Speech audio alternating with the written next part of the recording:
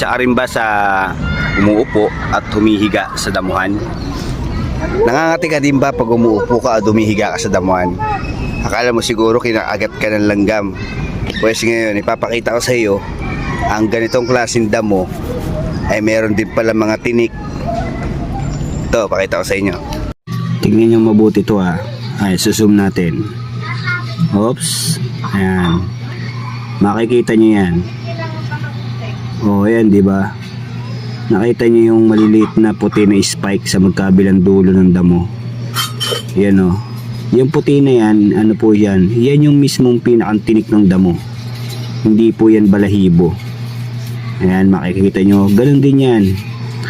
Kaya wag na kayong magtataka kung sakaling mapunta kayo sa damuhan, mapaupo kayo, mapahiga, mangangati kayo. At hindi nyo na rin siguro iisipin na langgam siguro yung kumagat sa inyo. Ayan, di ba?